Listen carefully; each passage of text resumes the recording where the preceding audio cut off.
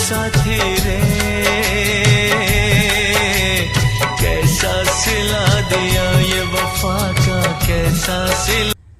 सुना, ये महज किसी फिल्मी तराने का मुखड़ा नहीं है, एक सवाल है जो पूछती है आज प्रमोद महाजन की आत्मा उन भारतीय जनता पार्टी के नेताओं से जिन्होंने उस प्रमोद वेंकटेश महाजन को भुला दिया है आज, जो अगर ना होता ना तो आज एक झंडे के तले समूचे हिंदुस्तान पर हुकूमत करने वाली भारतीय जनता पार्टी कहीं किसी कोने में पड़ी सड़ रही होती और कोई कुछ न कर पाता, ना अटल, ना आडवाणी, ना मोदी। जानते हैं क्यों? क्योंकि भारतीय जनता पार्टी के सर की छत कहे जाने वाले राष्ट्रीय स्वयंसेवक संघ ने तो तैयारी कर ली थी मुकम्मल कांग्रेस के साथ गलबहियां कर मौज उड़ाने की, मगर ये प्रमोद वेंकटेश महाजन थे जो किसी चट्टान की तरह दीवार बनकर खड़े हो गए थे संघ और कांग्रेस के बीच। क्या हुआ? सर भन्ना गया। हमारा भी भन्ना जाता है तब जब हम प्रमोद वेंकटेश महाजन सरीखे सियासी किरदार को महज एक हत्याकांड की सनसनी में सिमटता देखते हैं, और तब बतौर सियासी दास्तानगो हमारी जिम्मेदारी और ज़्यादा बढ़ जाती है प्रमोद महाजन की सियासी दास्तान को आप तलक लाने की।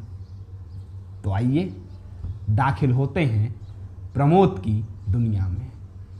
तारीख थी 30 अक्टूबर बरस 1949, जब वर्तमान तेलंगाना के महबूब नगर कस्बे में एक स्कूल प्राध्यापक वेंकटेश देवीदास महाजन और प्रभावती वेंकटेश महाजन के घर जन्म हुआ था प्रमोद वेंकटेश महाजन का, जिनका जन्म भलभी से महबूब नगर में हुआ था, मगर शुरुआती शिक्षा दीक्षा ज़्यादातर अंबा जोगई के खोलेश्वर कॉलेज से पूरी हुई थी, जिस कॉलेज में पढ़ाई के दौरान ही प्रमोद को 2 ऐसे तोहफे नसीब हुए थे जो तोहफे आखिरी सांस तलक प्रमोद के साथ ही रहे।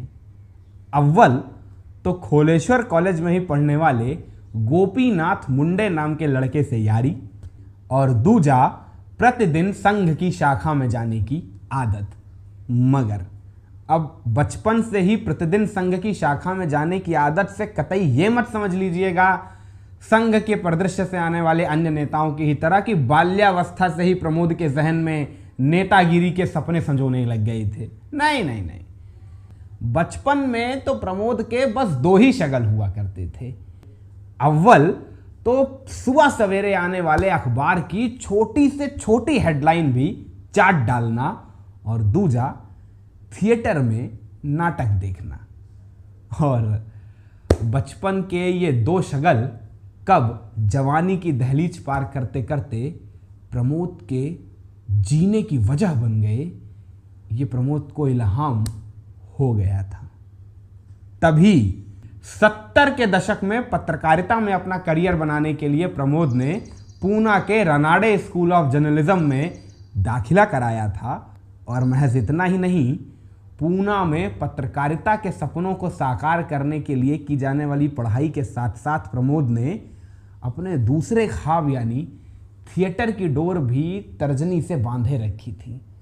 कॉलेज की पढ़ाई के बीच में जब भी वक्त मिलता प्रमोद झट से थिएटर चले जाते, मगर अपने दोनों ख्वाबों को मुकम्मल अंजाम तलक पहुंचाने की जद्दोजहद में मिलने वाले ये सुकून भरे लम्हे शायद प्रमोद के नसीब में ज़्यादा लिखे नहीं थे, क्योंकि जल्द ही एक रोज़ सहसा प्रमोद के पिता वेंकटेश देवीदास महाजन ने इस दुनिया को अलविदा कह दिया, जिसके बाद अचानक से परिवार के भरण पोषण की जिम्मेदारी का बोझ प्रमोद के कंधों पर आ पड़ा। जिस बोझ को ढोने की खातिर प्रमोद को अपने सपनों की बलि चढ़ानी पड़ी और पत्रकारिता में अपने करियर की तलाश को वहीं रोक मजबूरन एक स्कूल में अंग्रेजी विषय के अध्यापक के तौर पे काम करना पड़ा।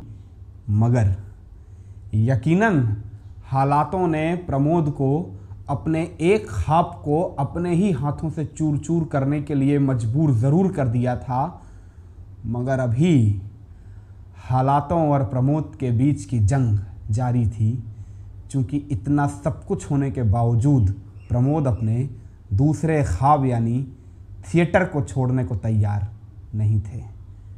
फिर इसके लिए चाहे उन्हें मेहनत की इंतहा से भी क्यों ना गुजरना पड़े। प्रमोद सुबह से शाम स्कूल में टीचर के तौर पे काम करते, बच्चों को पढ़ाते और फिर शाम होते ही देर रात तक काम करने के लिए थिएटर चले जाते। वो बात और है कि तब शायद देर रात तक थिएटर में काम करने वाले प्रमोद को ये इल्हाम भी न रहा होगा कि एक रोज़ थिएटर में काम करते हुए अपने दूसरे ख्वाब को मुकम्मल अंजाम तक पहुंचाने की उनकी ये जद्दोजहद उन्हें उनकी ख्वाबों की शहजादी से मिला देगा। दरअसल एक रोज़ थिएटर में काम करने के दौरान ही प्रमोद की मुलाकात होती है मशहूर थिएटर अदाकारा रेखा हमीने से। और फिर देखते ही देखते कब प्रमोद और रेखा की ये पहली और बेहद औपचारिक मुलाकात आने वाले वक्त में मुलाकातों के उस खूबसूरत सिलसिले का पहला पायदान बन जाएगी, जो खूबसूरत सिलसिला कब रेखा और प्रमोद की इश्किया के सिलसिले का सिलसिला बना देती है। ये इन दोनों को खुद इल्हाम हो गया था। तभी तो बरस 1973 आते आते दोनों ने ज़्यादा देर ना करते हुए हमेशा हमेशा के लिए एक दूसरे का हाथ थाम लिया और एक दूसरे से शादी कर ली। वो बात और है कि ताज़ा हुई शादी के बाद बदले बदले से जीवन के कुछ सुकून भरे लम्हे प्रमोद की ज़िंदगी में दस्तक देते, इससे पहले ही प्रमोद की ज़िंदगी में दस्तक हो गई उस एक दिन की, जो एक दिन काफ़ी था प्रमोद की ज़िंदगी बदल देने के लिए। दरअसल इस दिन प्रमोद की किसी ख़ास इंसान से मुलाकात हुई थी।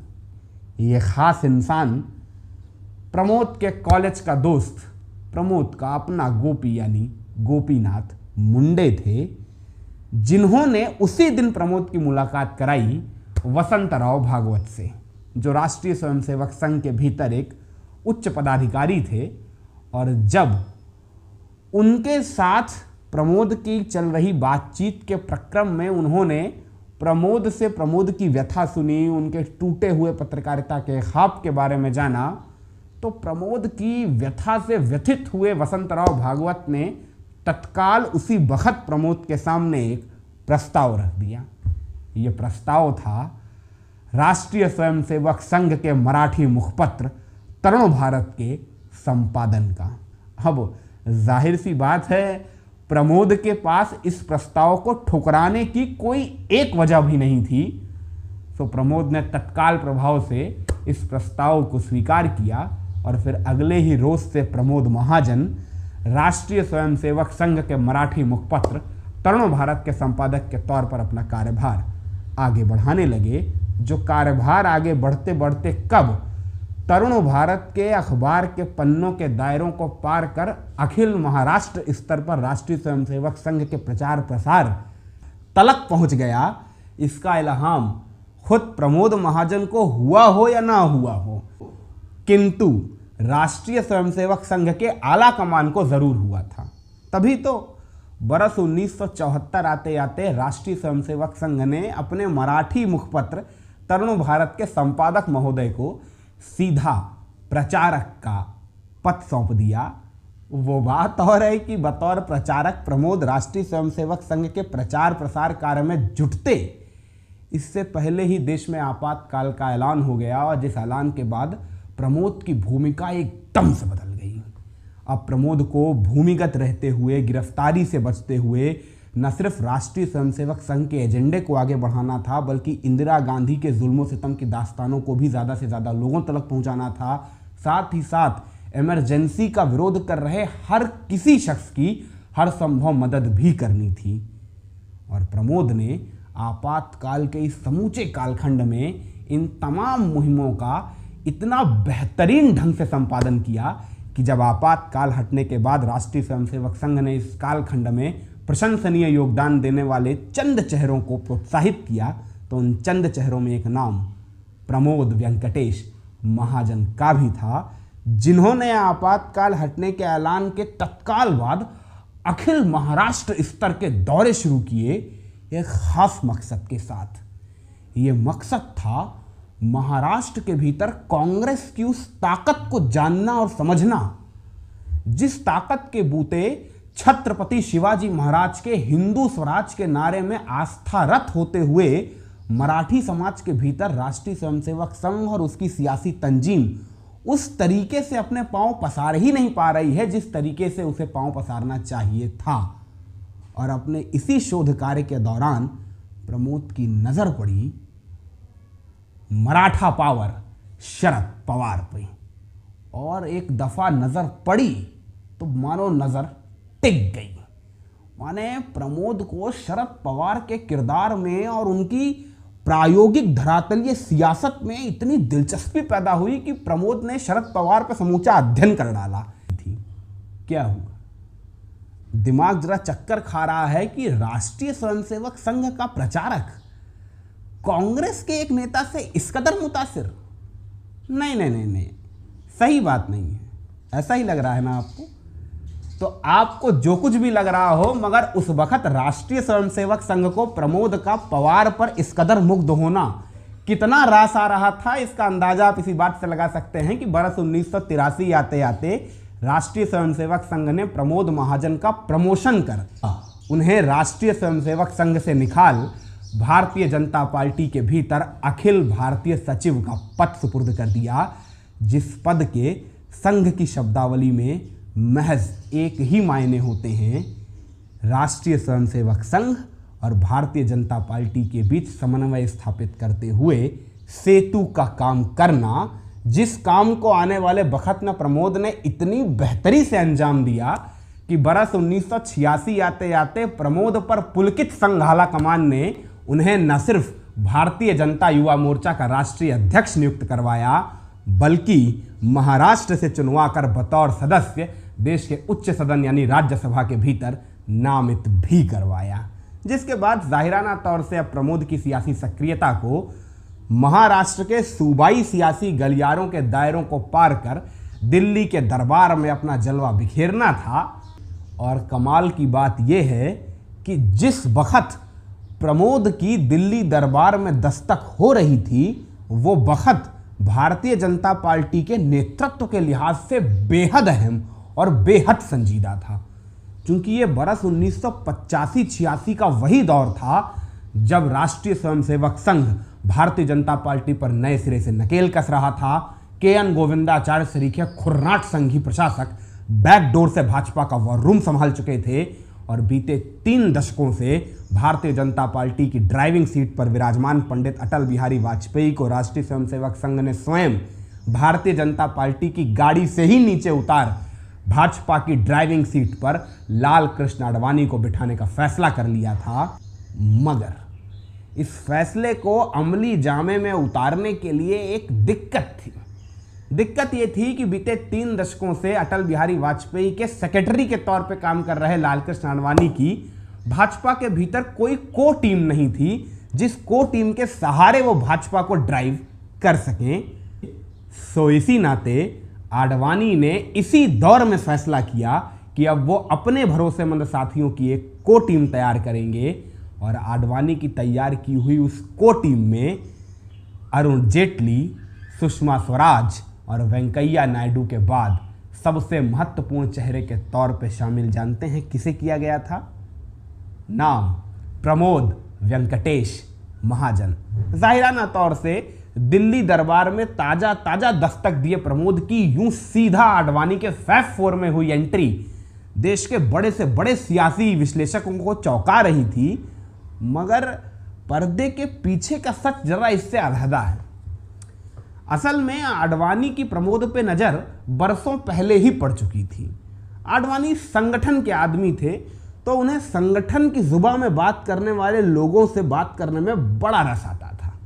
और खास तौर से प्रमोद के पास जैसा जमीनी संगठन का तजुर्बा था, वो तजुर्बा आने वाले वक्त में भारतीय जनता पार्टी के सियासी मुस्तकबिल को चमकाने के लिए बहुत कारगर साबित होगा, ऐसा अंदेशा आडवाणी को था। और यह अंदेशा कितना सटीक साबित हुआ आने वाले वक्त में, इसकी तो गवाही देती है वो एक शाम, जिसे एक शाम ने 70 बरस की हिंदुस्तान की तारीख की तस्वीर महज 15 मिनट के भीतर भीतर पलट के रख दी थी। अब जानना नहीं चाहेंगे उस शाम की कहानी? तो आइए सुनाते हैं आपको, नहीं दिखाते हैं आपको उस शाम की दास्तान। दिल्ली के पंडारा पार्क वाले लालकृष्ण आडवाणी के आवास के दालान के भीतर, जहां गोधूली की बेला में आडवाणी अपनी पत्नी कमला के साथ चाय पर चर्चा कर रहे थे, और इसी चर्चा के दौरान आडवाणी ने यूं ही कमला से अपनी एक मंशा जाहिर की कि वो चंद्रशेखर की तर्ज पर एक पदयात्रा करना चाहते हैं राम मंदिर निर्माण के लिए। चाय की चुस्की लेती कमला ने आडवाणी की ओर देखा और कहा, इरादा तो नेक है, आगे का क्या सोचा है? आगे का जवाब आडवाणी देते इसके पहले ही आडवाणी और कमला की इस गुफ्तगू को एक क्षमा प्रार्थना के साथ भंग करते हुए पीछे से दस्तक देते हैं प्रमोद महाजन, जिसके बाद आडवाणी और प्रमोद के बीच संगठन विस्तार को लेकर एक लंबी बातचीत का सिलसिला शुरू होता है, जो सिलसिला भी इसी मकाम पर आकर ठहर जाता है जब आडवाणी प्रमोद से भी अपनी पद यात्रा वाली यही मंशा जाहिर करते हैं। कमाल की बात यह है कि बीते करीब 2 घंटों से अनवरत बातचीत में संलग्न प्रमोद ने जो ही आडवाणी का यह प्रस्ताव सुना, मानो प्रमोद को सांप सूंघ गया। माने 2 घड़ी को तो प्रमोद स्तब्ध रह गए। आडवाणी ने यूं स्तब्ध होता देखा प्रमोद को तो बोले, बताइए प्रमोद जी, आपका क्या कहना है इस विषय पर? प्रमोद 2 घड़ी खामोश रहे और फिर आडवाणी से बोले, क्षमा चाहता हूं आडवाणी जी, मगर यह प्रस्ताव सही नहीं है। अब लालकृष्ण आडवाणी के प्रस्ताव को कोई इस कदर सिरे से नकार दे, आडवाणी को लगा जरूर इसके पीछे कोई गूढ़ वजह होगी। तो आडवाणी ने प्रमोद से कहा कि क्यों? तब प्रमोद ने आडवाणी को जवाब दिया कि अगर पगों से धरती नापने बैठेंगे ना तो बहुत जल्दी थक जाएंगे। ऐसा करिए, गाड़ी पे सवार हो जाइए, मेटाडोर पे सवार हो जाइए, ज़्यादा इलाका भी कवर होगा, माहौल भी ज़्यादा बनेगा। आडवाणी ने कहा कि इरादा तो ठीक है, चलिए आज से इस यात्रा की समूची जिम्मेदारी आपकी, करके दिखाइए इस यात्रा का प्रबंधन। और फिर तारीख गवाह है उस राम रथ यात्रा की सफलता की, जिसने हिंदुस्तान की सियासत को हमेशा हमेशा के लिए बदल के रख दिया। महज भारतीय जनता पार्टी के लिहाज से नहीं, समूची सियासत के लिहाज से। क्योंकि इस राम रथ यात्रा के पहले हिंदुस्तान की सियासत किसी अलहदा ही रास्ते पर आगे बढ़ती चली जा रही थी। कांग्रेस के सर्वे सर्वा राजीव गांधी नागपुर के केशव भवन के साथ बातचीत में थे। बाला साहब देवरस के साथ उनकी कई दौर की बातचीत मुकम्मल अंजाम तक पहुंच चुकी थी। केंद्र की कांग्रेस सरकार अयोध्या में ताला खुलवा चुकी थी।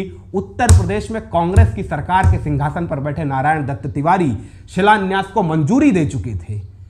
साफ तौर से विश्व हिंदू परिषद और राष्ट्रीय स्वयंसेवक संघ कांग्रेस की लॉबी में जाते नजर आ रहे थे।